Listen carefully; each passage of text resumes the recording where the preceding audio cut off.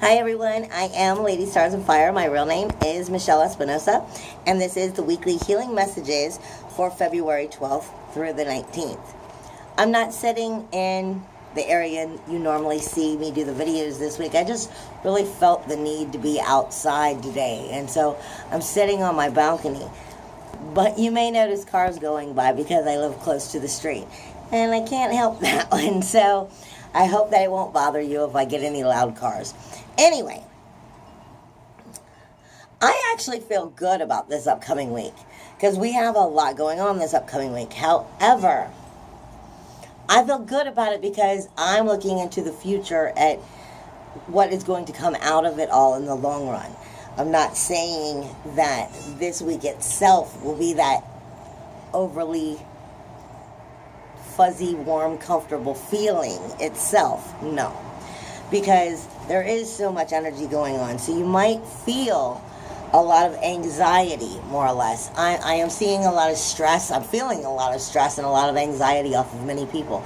A lot of changes are going on. A lot of things are up in the air.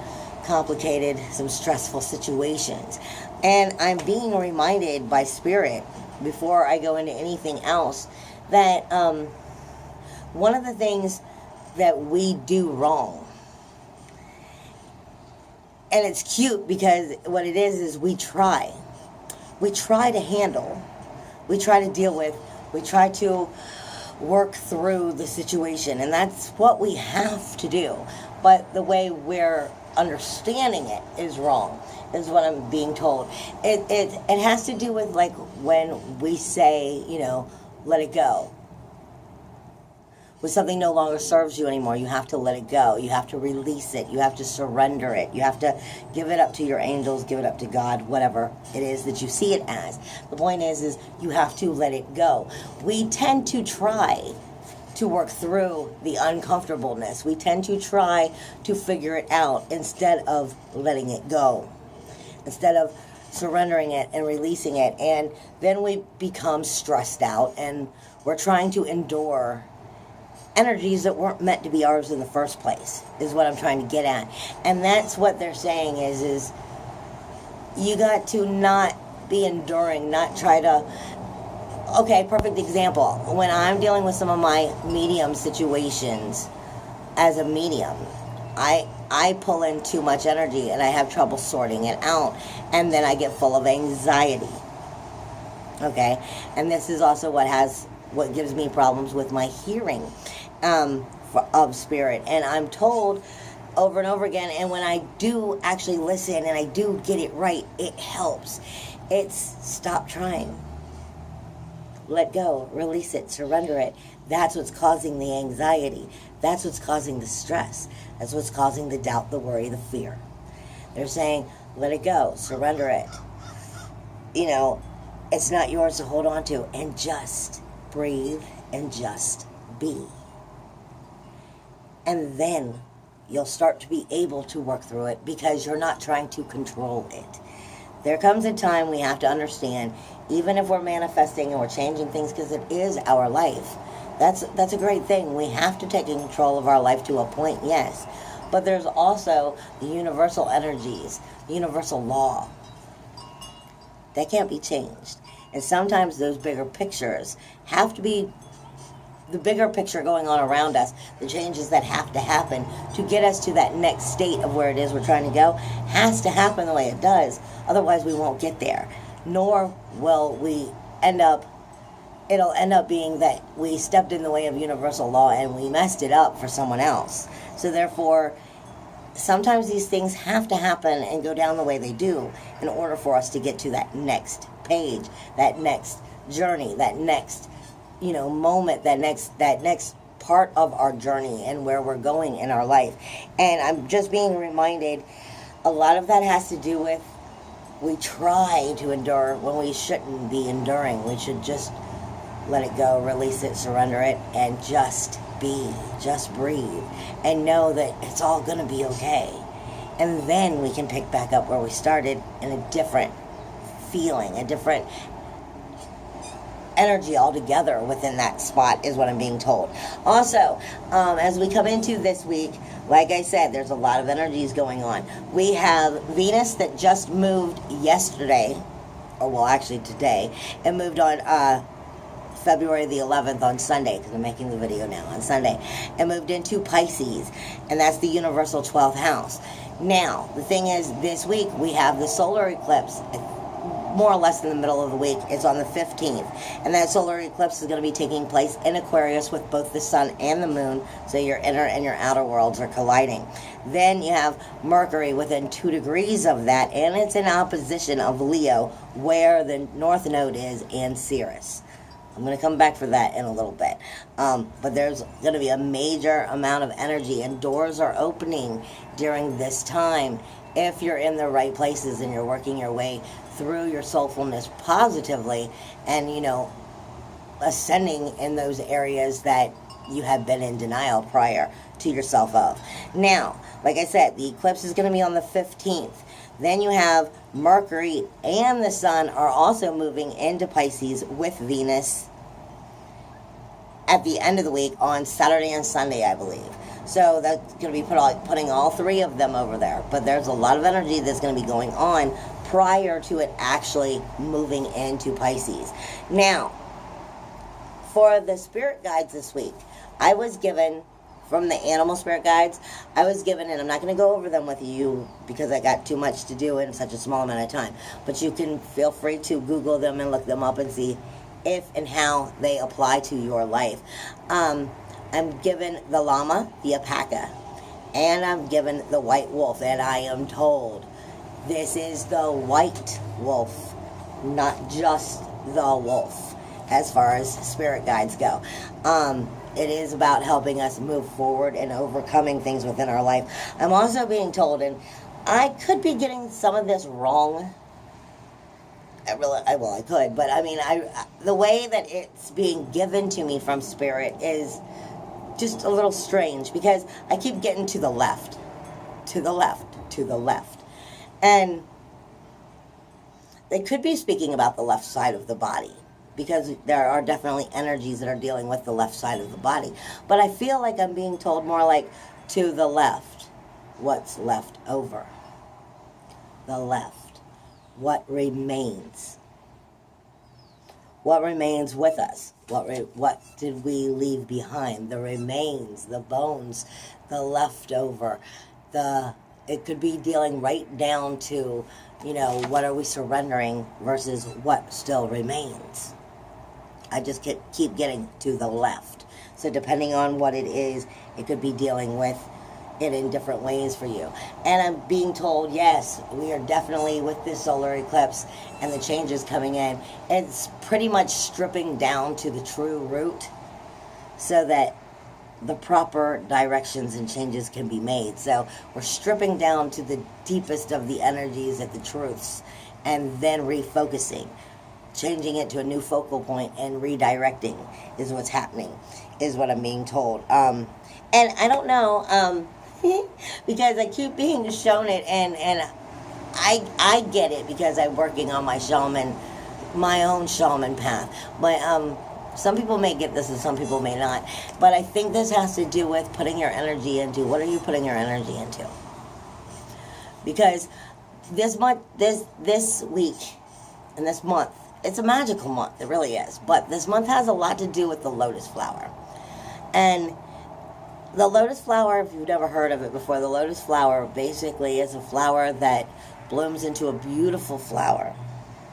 And it's very well known as a spiritual flower with spiritual energies and so forth that are very, very positive. But the thing is the lotus flower blooms up out of the waters of some dirty, mucky, muddy, funky water. And I'm getting told, well, where are you? Where are you? Are you blooming? Are you breaking through the water so you can bloom? Or are you still in the mud? Are you still in the muddy, murky mud?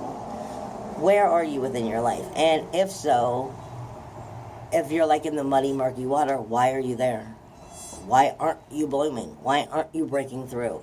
These are things you need to assess this week, is what I'm being given. Because I'm given a meme, and it works so perfectly with that. I'm given a meme that I've seen so many times, and it's like a squirrel, and he's dancing, and I don't remember exactly what it says, but I see the squirrel, and it speaks to us. The meme itself says something along the line of like, when rough times are here, it calls for furious dancing. What are you putting your energy into? Are you feeding it with the fact that maybe you're still working through some of that muddy, murky water and you haven't bloomed into the lotus flower yet? Or are you breaking through? Where are you feeding your energy? Because that's where you will remain, or where you at least will stay directing to go, is what I'm being told. Now, for the runes this week, I was giving Ansus. I don't have them in front of me. Like I said, I just came outside and decided to do this out of nowhere. Ansus is... You could go back onto my website, and I have a thing that goes through all of the different runes and telling you what they are, more or less. And you could also check my Facebook page, and you can find it there, because I went into a little bit more detail about that. But Ansus speaks to us of words, period. It speaks to us of words. It is the mouth, it is the breath of life, but it speaks to us about how we use our words. Are we using them well? Are we using them for positive ways? Are we using them to inspire? Are we using them to cause pain? Are we using them to lift? Are we using them to kill? Words are powerful, and it depends on how you choose to use your words this week that will help you get where you're trying to go. Because I'm given Ansus radio, and then I'm given when. But I'm told when is like the trajectory of here. It's the projection that we're trying to get to, and you need to use Ansus and radio properly to get to when. And again, Ansus speaks to us of our words, but that also speaks to us of our knowledge, our learning, our growth, our inspiration. Our words, our intellectual views. It speaks to us about music. It speaks to us about poetry. That brings us right back to the furious dancing. It's about putting your energy into what you want it to be into, that's going to help lift you to where you're going to get, and make sure that you're getting there by not using the wrong energies to take you the other direction. Then radio speaks to us about our outer self-order and our personal measured change. That's a lot to take in, especially when you're not ready to deal with some of your own ego and your own denial issues. But that's how you move forward, by dealing with them.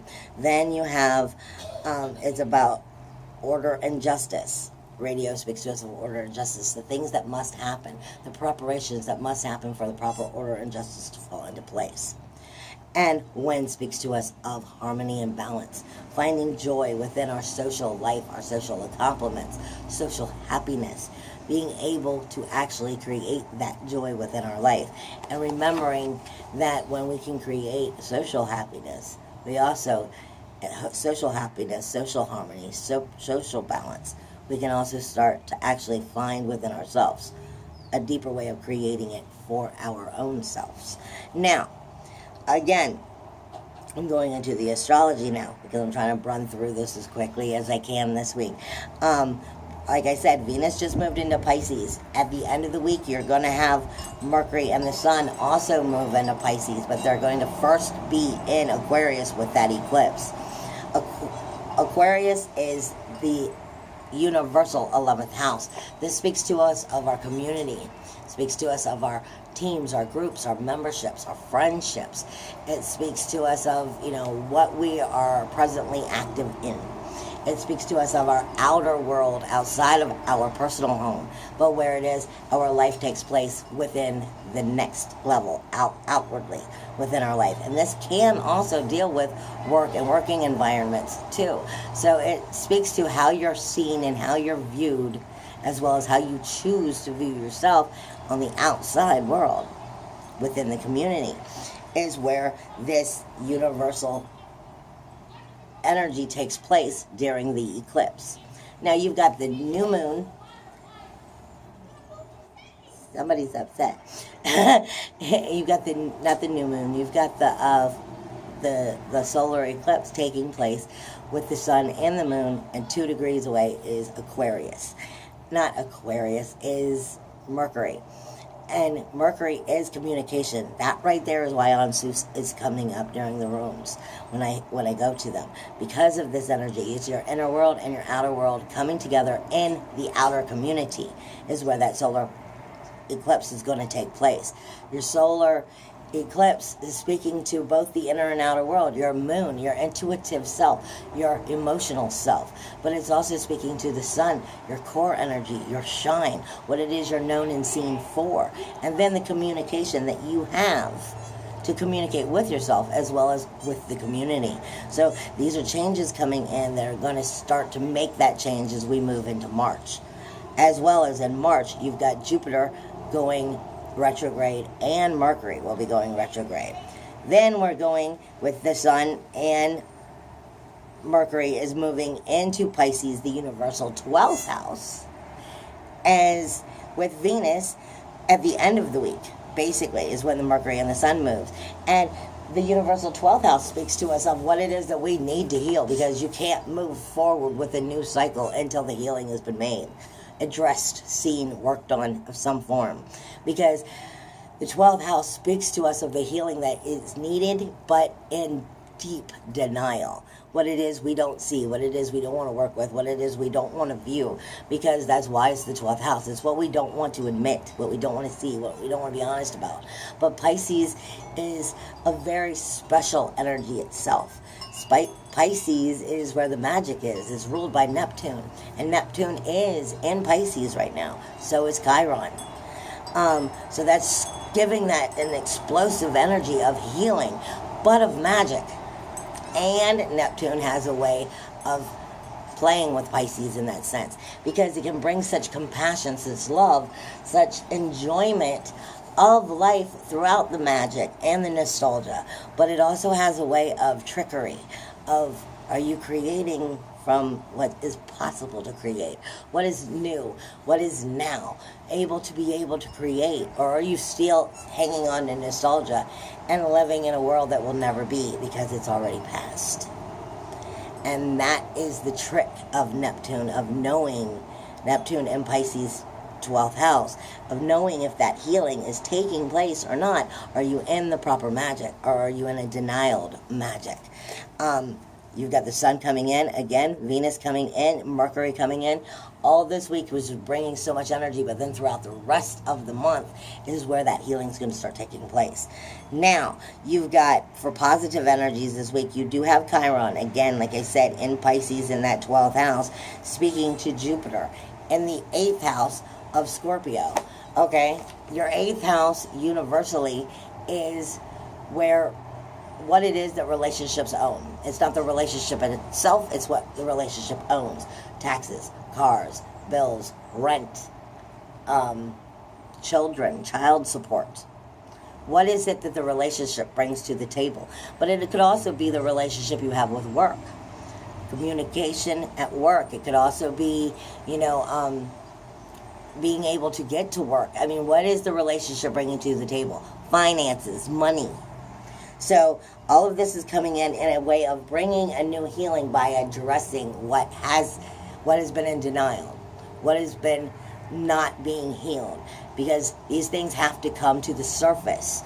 I posted earlier this week, like on Facebook and stuff, if you are feeling like everything's coming to a head, you're getting kind of like face to face with some of these energies. It feels like some of the things you've been in denial about is just lifting up and smacking you in the face. And if you are feeling that way, that's because you're right on point. You're right where you're supposed to be. That's what the eclipse is pushing through, so that the new changes has to happen so we can move forward in positive, healthy ways. This is also what Chiron is trying to speak to Jupiter about. Jupiter, within those relationships and what those relationships own, speaks to us of the higher knowledge that takes place in order to make that happen. Speaking to us of maturity, as well as spiritual maturity and knowledge. Knowledge can make or break everything. If you're ignorant to the situation and you don't bother to put forth the proper knowledge, then you're not getting any of Jupiter's abundance of what he's trying to bring to you, because you're getting it the wrong direction. Jupiter is full of abundance. He's a magnet. And in the relationship, he's going to be bringing that messages of what needs healing to the surface so that the healing can be made. It's not there to make it worse. It's there to bring it to the attention so that it can start to be created properly. Then you have, these are positive energies. Like I said, that doesn't necessarily mean they always feel warm and cozy. I feel very positive about the month, but I don't necessarily feel a way it's going to happen will necessarily always be warm and cozy. I think by the end of the month, you'll be feeling in a much better place and in a much better direction. Now, again, you have, in positive energies, you have Leo, your universal 5th house, which is your creativity, and it also speaks to your child energy. And Ceres is there, which is karma itself. It is the too close to home feeling, but it speaks to us of nurturing and what either we have been nurtured properly or where we haven't, and we need to make sure that we change that so we don't create another cycle of bad nourishment, like child abandonment, it's just dealing with child care, child abandonment, self-worth, self-value, self-esteem as well. All of these are things that Ceres deals with, along with the threefold theory itself. And she's sitting right next to the North Node. The North Node is the lessons you must learn in order to move forward in life, period. Okay? And that's sitting in that creative fire energy of Leo the Lion, where that universal 5th house of creativity can bring out the proper service, bring out the positive fire, bring out the playfulness. But you're also going to be dealing with Ceres's energy of reminding you of what needs to be taught, because she's speaking directly with the universal 9th house of Sagittarius, ruled by Jupiter, and it has Mars in it and Vesta in it at this point. Mars is your SWAT team. It's your inner SWAT team. It is your fire, your passion, your action, your aggression. And Vesta is your soul fire. It's the home and the hearth and the fire of it. And the home and the hearth isn't just a home. It's a home. The home and the hearth has to start here before that home and hearth makes any bit of difference. So you're talking about the universal 9th house ruled by Jupiter is speaking to your higher self, of your passion of yourself, or your passion of your life, or the passion of what you wish in life, what your higher self is trying to tell you you're capable of, where the directions you should be going, and it's giving you the balls and the action to go that direction. But and the Vista is giving you the fire to burn it through properly, because these are two fire energies meaning. But Ceres is trying to push through from Leo how to make sure, as well as the North Node, that you're going in the right direction. You're not stumbling down the wrong path again, basically, by learning through those mistakes, viewing them so that they do not recreate and happen again.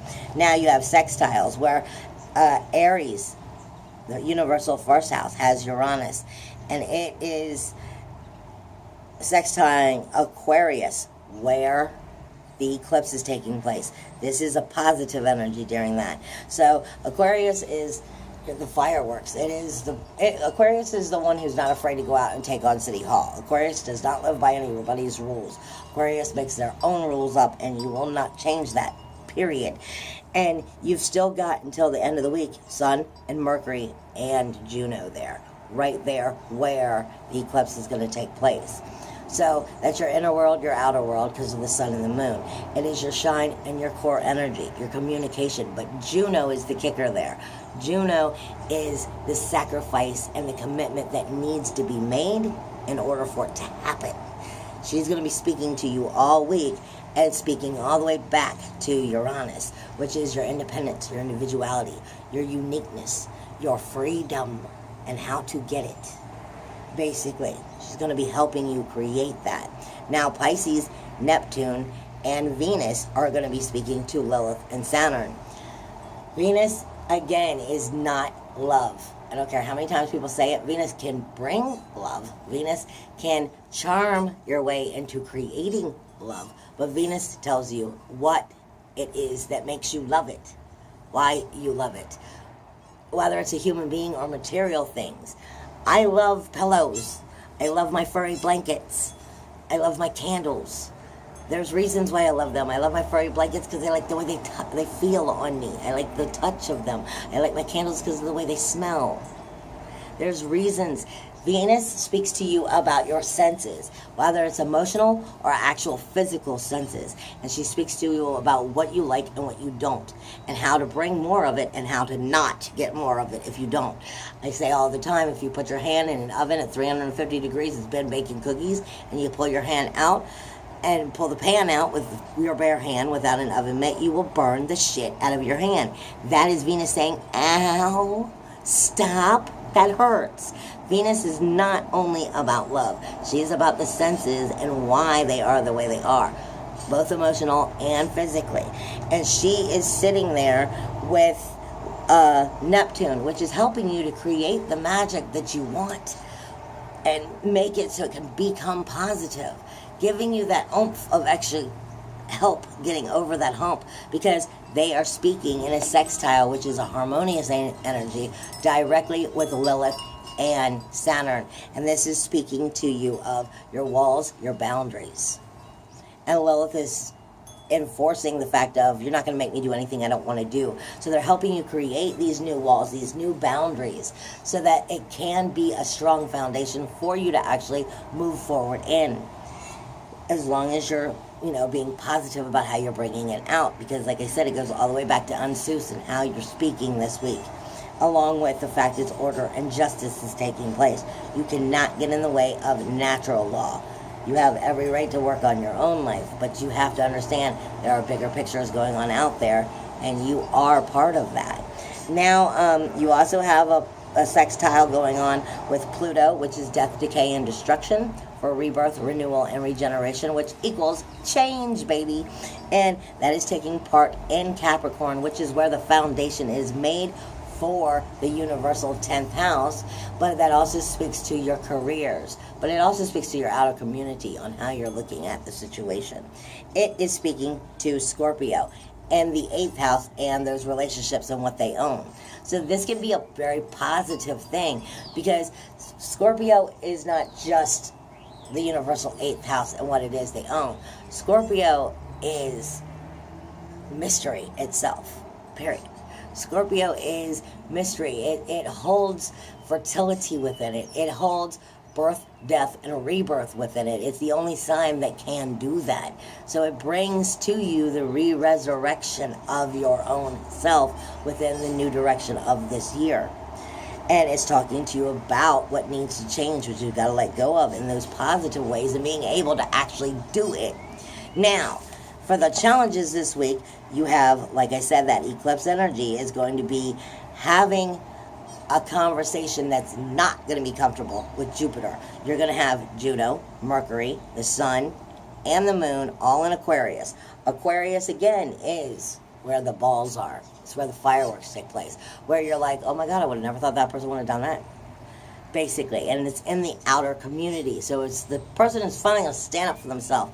Or it's where I like to say where the word vomit may also take place. Because what you may normally have kept to yourself, you're not going to be able to keep to yourself this week. It's going to kind of fly out of you.